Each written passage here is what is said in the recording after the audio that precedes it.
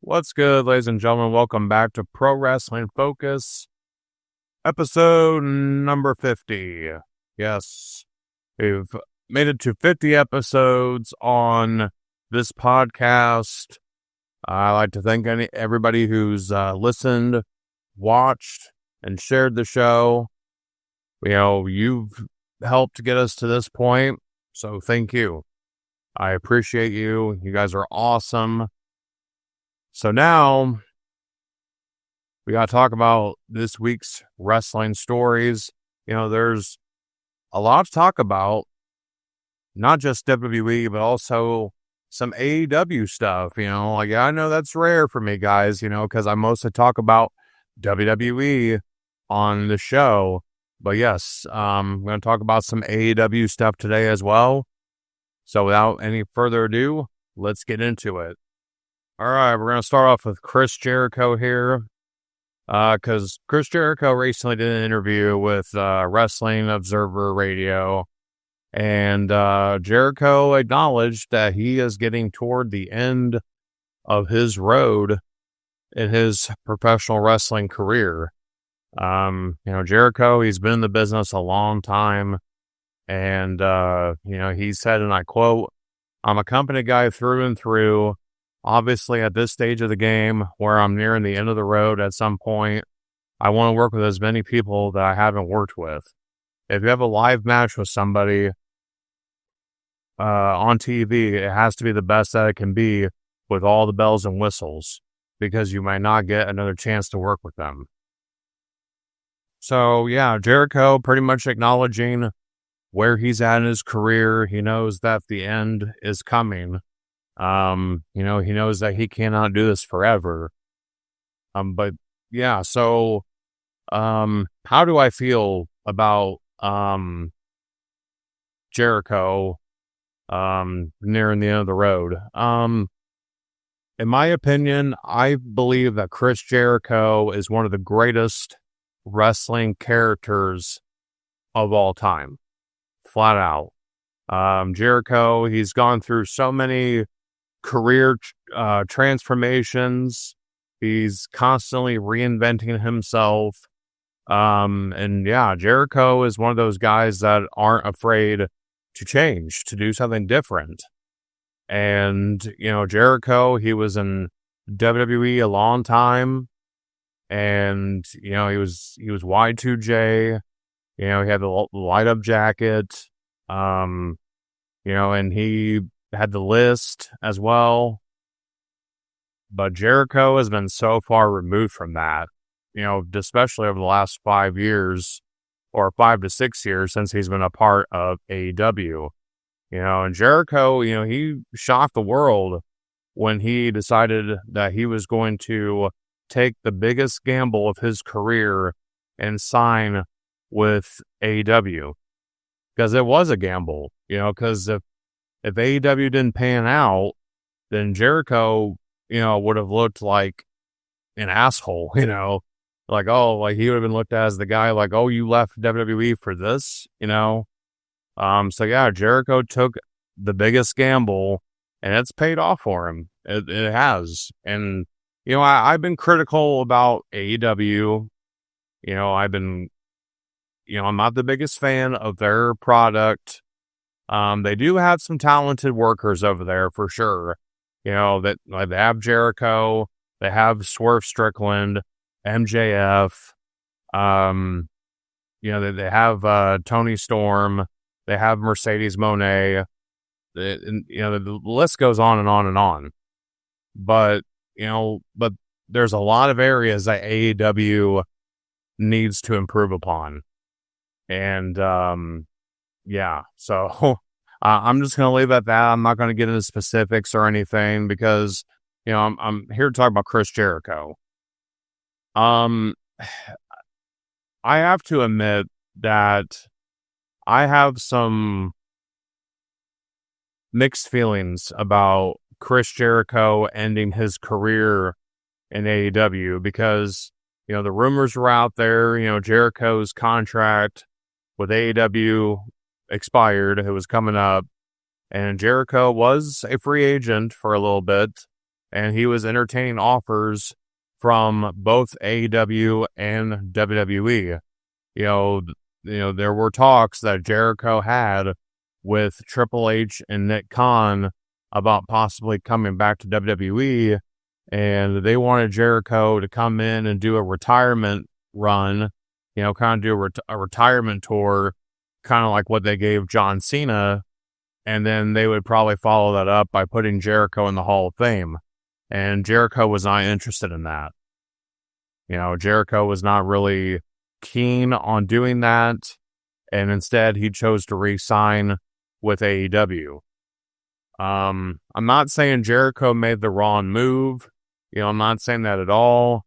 But, to me, I kind of feel like he should have chose to go back to WWE. Maybe he should have pitched something different to them, like, hey, I don't really want to do this retirement run stuff, but I like to do this instead, and see if they could work something out creatively. But Jericho, he's going to end his wrestling career on his terms. And Jericho's never been a guy to do the swan song type of thing, and he's not even interested in going to the WWE Hall of Fame. I think he said like years ago on his podcast that if they try to induct him, he wouldn't even show up. So, yeah, Jericho's not really about all that. But I'm sure for the right amount of money, he would show up for his Hall of Fame induction. But, yeah, Jericho is going to go down as one of the all-time greats in the business. One of the greatest characters that the wrestling business has ever had. And, Jericho, he is well within his rights to finish his career the way he wants to finish it. So, and if that includes him putting over as many young talent as he possibly can, then, hey, I'm all for it. Definitely help the business on your way out. All right, let's talk about whether or not house shows still matter in 2026. Now I wanted to bring this up because, I've seen this a lot, about house shows, and how important or unimportant they may be now. Because here's the thing, WWE only runs house shows during certain months of the year. July, August, October, November, and December is when they run house shows. Now, AEW runs no house shows at all.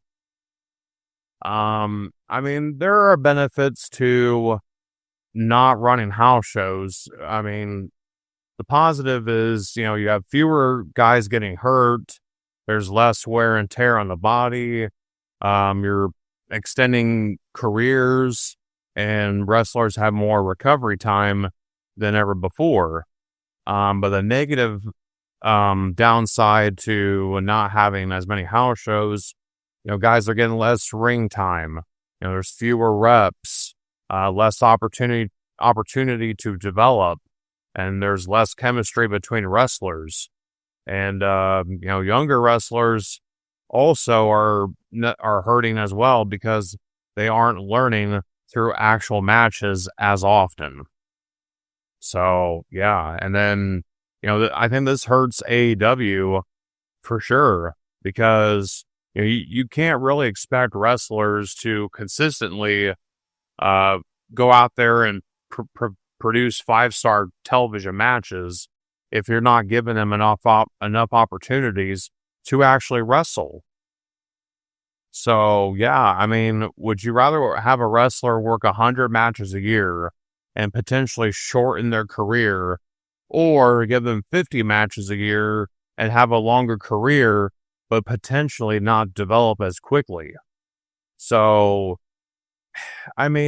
yes, I do think that house shows still matter, especially if it's a guy that you're working a storyline with. If you're going to be working a program with somebody, and let's say, you guys are going to be, working at a big show, and, and you guys are expected to put on a great match, and you have the house shows to develop chemistry and everything, then you guys can work out the kinks, during those house show events.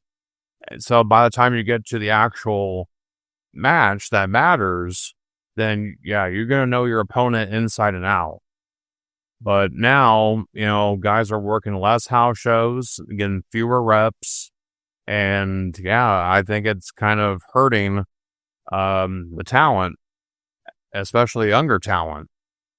But at the same time, I do think for guys that aren't getting house show reps, then you need to be going in and going into some of these wrestling schools and bumping and, trying to, work out the kinks and everything like that at the wrestling schools. Or, if you're a WWE guy, go down to the Performance Center and get your reps in there. That's the thing. Like, guys should always be working to get better. So if they're not getting the house shows to, develop, then, they need to be going down to the Performance Center, or, you need to be going into a wrestling school, to get the reps in. I mean, that's just my personal opinion. I mean, less house shows are great for, extending careers, but they're also not letting guys develop the way that they probably should. All right, there was a little bit of controversy that came out of SmackDown this past Friday involving Paige. She had a pre-taped promo addressing what happened at SummerSlam when she was betrayed by Nikki and Britt Baker, and the segment was cut from the live SmackDown broadcast. They did release it on YouTube and on social media, but the reason why it was cut was because, you just had a packed show. Like Chelsea Green, she was all over the show. And then Cody Rhodes and Randy Orton had their brawl and everything. You had several title matches on this show. You had JC Jane, Tiffany Stratton, and then you also had the MFTs against Damian Priest and R-Truth on this show. And then, so you had several title matches, lengthy promos, and it was just a case of having a trim time. And unfortunately, Paige's segment was cut. And, Paige, from apparently, from what we've seen, her response on social media, she really wasn't, pleased that the segment got cut from the show. But yeah, let's talk about the storyline. So at SummerSlam, Nikki and Brie Bella, they betrayed Paige after their team lost to Fatal Influence. So yeah, the Bellas are now heel. Brie Bella's out with an injury.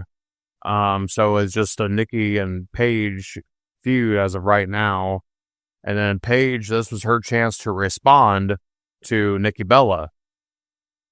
And then the segment ends up getting cut. And then, Nikki used it to, to further things in their storyline. She mocked Paige. She said, "What was that? I think I missed what you said." And then she fired back, said, "You think you want women to have segments instead of being cut." And then she called Nikki full of shit and that she'd see her in person next week.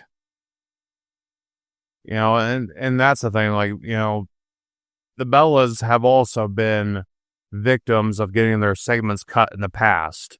So if anyone understands what it's like to have their match cut or their promos cut, it's the Bella twins, because it's happened to them before. I think they were supposed to have a match at, I think it was WrestleMania 29, I believe. CM Punk and The Undertaker, their match went longer than anticipated, and it led to their match getting cut from the show, which is devastating because it's WrestleMania, it's the biggest show of the year, and now you don't get to compete at all.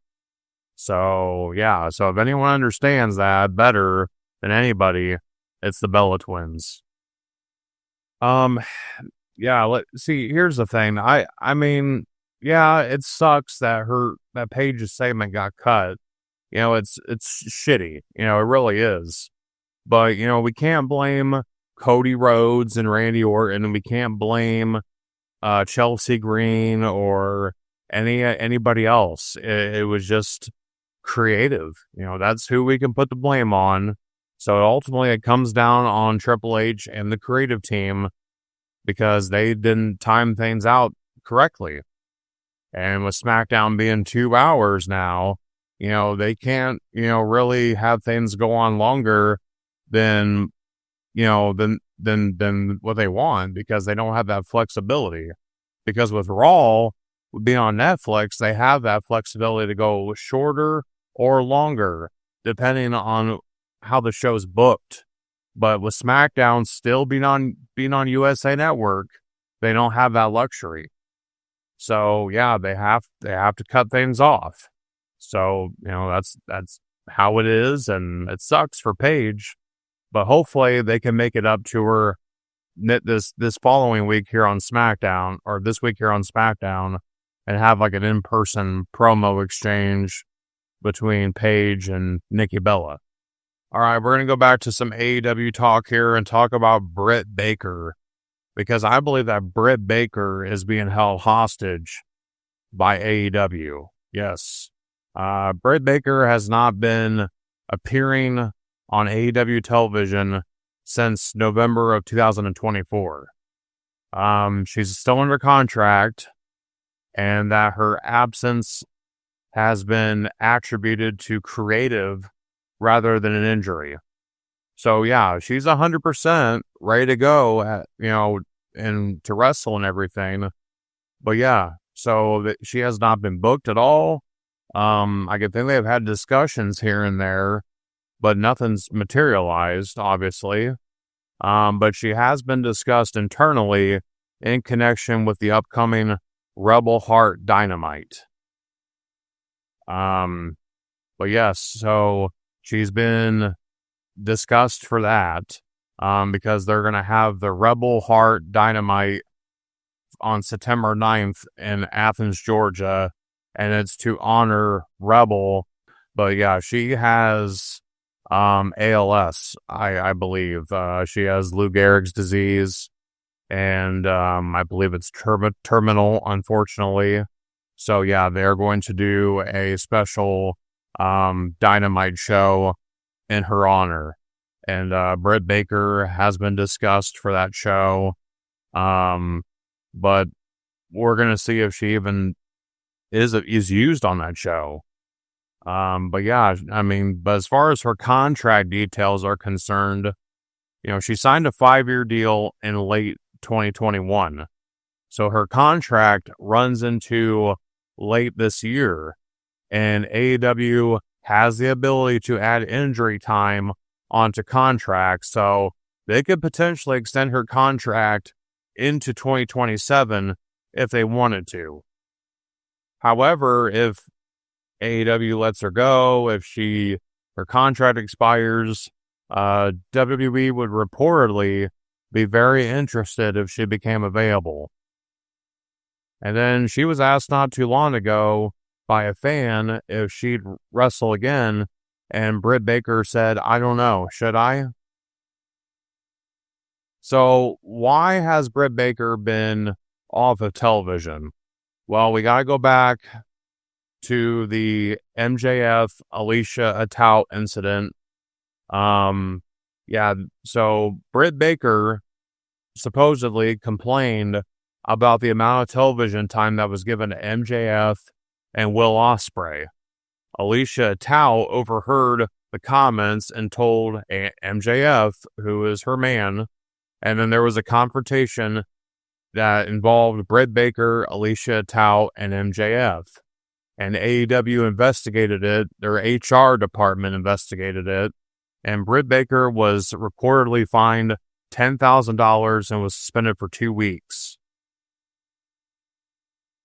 But yes, that's what was reportedly said. And then her reputation in the locker room is another thing that's been supposedly working against her. They said that supposedly that she's difficult to work with, that she's territorial over her position, and there were reports of unhappiness with her within the women's locker room. Supposedly. So, yeah, even if all that is true, how fucking long are you going to punish somebody? And then there's the Serena Deeb incident. Britt Baker, she had a match with Penelope Ford in November of 2024, so 2 years ago. That was the last time Britt Baker had a match, I believe. And then Serena Deeb confronted her, and then Britt Baker looked toward the camera and said, "Nobody cares." So, and Tony Khan in AEW management thought that was highly unprofessional, and they froze her out creatively.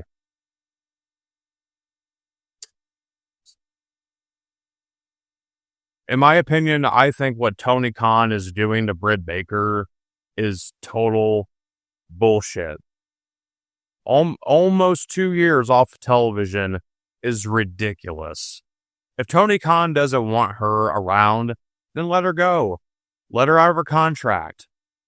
I mean, and don't keep her under contract simply because you're afraid that she's going to go to WWE. Yeah, she might have been unprofessional. There's been plenty of wrestlers throughout the years who have had issues. Like Shawn Michaels, CM Punk, Stone Cold Steve Austin, Triple H. There's guys who have had issues backstage, but holding someone's career hostage isn't the answer. And I think what they're doing to Britt Baker is total bullshit. 100%. I mean, I could see having her off TV for several months and everything, just to kind of, let her cool off and everything. But what they're doing to her, that is just fucking wrong. You're basically killing her career, pretty much, because people are going to forget about her. But thankfully, there's been fans who have not forgotten about her. And they're asking the question, where is Britt Baker? Where is she at? When is she going to come back? So if AEW doesn't want her, they need to let her go. They need to let her do what she wants to do. And yeah, she might have had some issues, but what wrestler hasn't? Come on now. Let's get past the petty bullshit and let's do what's right for fucking business. Because I'm telling you, Tony, the way he manages talent, it's like, oh my God, like they're being a meanie head. We gotta punish them. Fuck you. Tony is the biggest pushover in the wrestling business. Because he, the way he handled the CM Punk situation to now handling the Britt Baker situation. Like, why would anyone want to work for this guy? I'm sure Tony is kissing ass to a lot of talent, for sure. But the way he deals with certain talents, like the way he handled the CM Punk situation, that was weak on Tony's part. It really was. And the way that what he's doing to Britt Baker now, wow. It's ridiculous. Bar none. All right, let's talk about Chelsea Green. Last week we talked about, that she got injured. And there's been a discrepancy about who actually injured Chelsea. I thought it was JC Jane, but I don't know. I guess Laney Reed is trying to take credit for injuring Chelsea. I don't know. But anyways, so yeah, Chelsea had to come out to the ring with Nick Aldis, the general manager of SmackDown, and at first it looked like Nick was going to strip Chelsea Green of the women's championship, but then Nick said, you know what, to hell with medical. As far as I'm concerned, you are the champion and you deserve to be the champion until someone takes this from you. So yeah, Chelsea Green gets to still keep the WWE Women's Championship. And I would have been so fucking pissed off if they would have yanked the title off of her, because that would have been a bullshit ass double standard, because they allowed Rhea Ripley to remain champion even though she was out for over 30 days with an injury, with her injury. And then I think that would have been horseshit if they would have came to SmackDown and they would have yanked the title off of Chelsea. And I'm telling you, if those dirty motherfuckers would have done that, then they should have also, said, oh, Rhea is no longer the champion either. Because technically, Rhea is still the women's champion, but Chelsea's also considered the women's champion, just the interim champion. And, this whole women's title situation, like I said last week, has been a complete fucking mess. It really has. So, but thankfully, Chelsea Green is going to remain champion. Nick Aldis has given her 30 days to get medically cleared to compete in order to defend that title.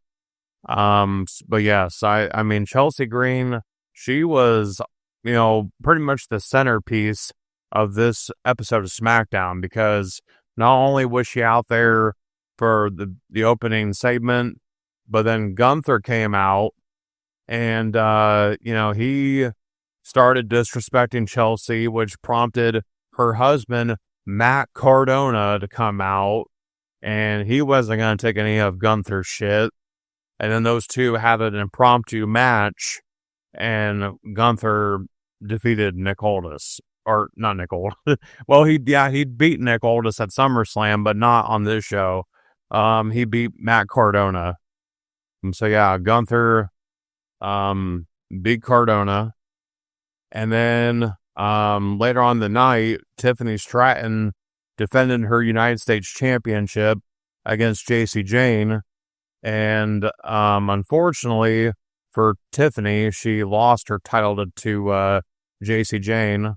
But Chelsea was there at ringside, and, Tiffany made the choice to help Chelsea during that match by taking out both Fallon and Laney, but it ended up costing her. So I think that's going to be another main story point there between Chelsea and Tiffany. And, Tiffany might end up being Chelsea's first opponent, her first title defense for the women's title. But yes, I'm ecstatic for Chelsea that she gets to keep her title, because I think that would have been such bull fucking shit if WWE made the decision to yank that belt off of her, because they did not do it to Rhea Ripley. And just to be clear, I love Rhea, as I've said before on this show. But yeah, that would have been just maddening if they would have done that. But yes. So yeah, Chelsea is still the champion. Love to see it. And yes, so we'll definitely see how things play out over the next month.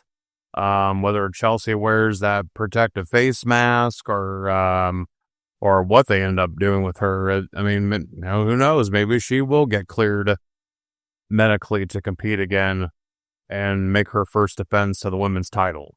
All right, we got to talk about this right here. The tension between Big Cass and Corey Graves. So Big Cass, he's been back in WWE for about 3 weeks now. And, he's been doing these attacks on the smaller wrestlers in the company, mostly Javon Evans. But yeah, so... yeah, there's could potentially be some real heat here between Big Cass and Corey Graves, and it has to do with Corey Graves' now wife, Big Cass's ex-girlfriend, Carmella. Because if you guys remember, Big Cass and Carmella dated during their NXT and main roster days. And the relationship ended badly in 2018.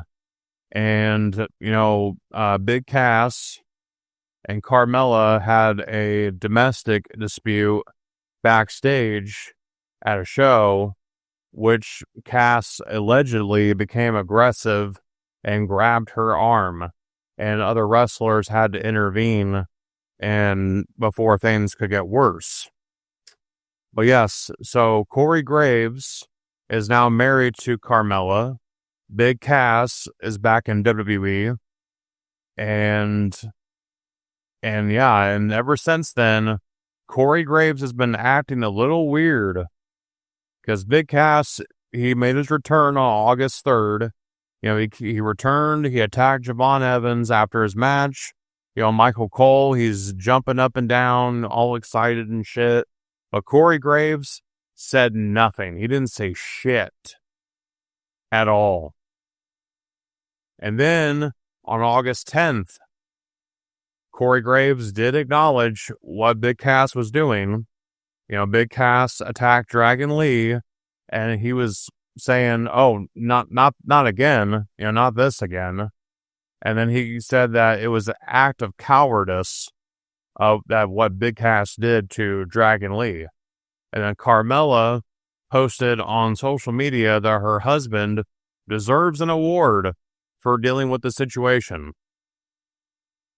And then we go to Raw this past week, and once again, Big Cass attacked Javon Evans. But Corey Graves made an interesting comment on commentary. He said that Big Cass is going to get his. Trust me. Well, what do you mean by that?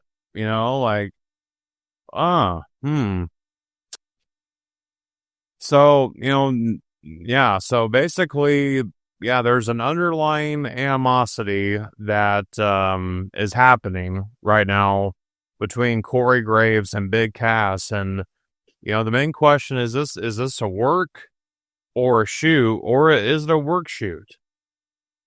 Are they going to have something come of this?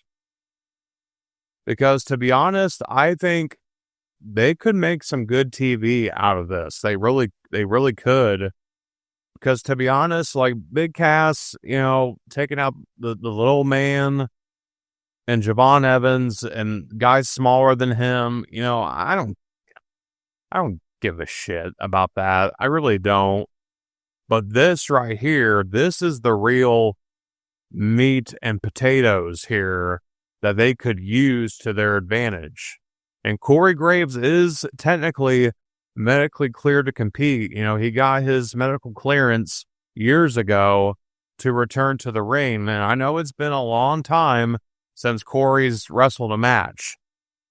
But this right here could be too good to pass up right here. I mean, this would be talked about for years if executed correctly. Yeah, so I think they could make something out of this, and they could make this worthwhile for TV. And I definitely think it would bring a lot more interest to Big Cass, because right now I don't think people, especially me, are feeling him like going and attacking the guys smaller than him. What is that really accomplishing? I'm putting everybody on notice. Nobody's really impressed. But this right here, this is what WWE should be doing. They need to turn this into a whole storyline. Right here. Corey Graves returning to the ring against Big Cass. That would be interesting for sure. Because, they keep building it up, week in and week out. Graves is just getting, tired of seeing Big Cass doing his shit. And then, I don't know, maybe it gets to a point where, Corey gets on the mic and says enough's enough. Or, maybe Graves attacks Big Cass. I think there's something potentially brewing here because Corey usually puts over the heels. So for him to not really say much about Big Cass here because of the history here with Carmella, it's interesting. It's got me thinking, and I'm kind of excited on where this could potentially go. All right, got to talk about Solo Sikoa here, man. And I'm probably going to come off as a big Solo Sikoa dick rider right now, but I don't care, because, I am glad that Solo Sikoa is not going to be rejoining the bloodline here. I said I went on a rant last week, and, the expectation was that Roman would basically put Solo back in his place, but instead, big explosion right here, man. Because, Solo comes out to the ring, and Roman basically dressed him down, and, he basically wanted to take Solo down a peg. He stomped on his sunglasses and everything, and, Roman was basically making a fool out of Solo. And then they have Solo down the ground, and then Roman decides to promote the Usos as his captains. He gives them black Ulafalas, but Jacob doesn't seem too happy about it. And then L.A. Knight shows up. He runs down to help Solo. He takes down the Usos, and then Roman starts to get the upper hand on L.A. Knight, and then Jacob fought too. He's about ready to pounce, but Roman orders Jacob not to interfere. So Jacob's in the corner just observing. And then they got LA Knight where they want him. The Usos are holding him and everything. And then Roman orders Solo to hit LA Knight with a Samoan spike. And then Solo, he looks at LA and he's like, I'm sorry. And then, he's he's getting it lined up, he cocks it, and then, bam, strikes Roman Reigns. So Solo strikes Roman Reigns, and then chaos. And then Solo and LA Knight ends up getting the upper hand on Roman and the Usos, and Jacob fought too. Did absolutely nothing. He didn't help Roman. He didn't do nothing. So what does this mean now for Jacob Fatu? Is he, going to turn his back on Roman Reigns now? Is he going to leave the bloodline? What's going to become of Jacob now? Because next week, Roman's going to be like, oh, well, Jacob, how come you didn't help us? You let Solo and LA Knight run all over us, and Jacob's going to be like, well, you told me to stand down, and that's why I did. But Solo Dolo is here to stay. Yeah, man, because I'm enjoying Solo's babyface character right now, and he is so entertaining, and, he's been getting over a lot more lately, and this right here only boosts Solo's profile up, man. This was awesome, great to see, and we're probably building towards a Solo Sikoa being in the corner of the LA Knight against Roman at Money in the Bank with the bloodline lurking in the corner and everything. That's probably what we're going to expect for Money in the Bank. But I'm kind of conflicted. As much as I would like to see LA Knight be the one to dethrone Roman Reigns and win the World Heavyweight title. I now kind of want Solo to do it, But yeah, man, this is just good stuff right here. I went from not giving a shit about the Bloodline storyline to being invested now and seeing where it's going. And it's all because of Solo Sikoa. Flat out. He is the reason why I'm now into this. And yeah, I'm looking forward to seeing what they do in the next few weeks to come. All right, guys, that's going to do it for episode 50 of Pro Wrestling Focus. Let me know what you think. If you agree, disagree with me, I love to hear your thoughts and opinions in the comments.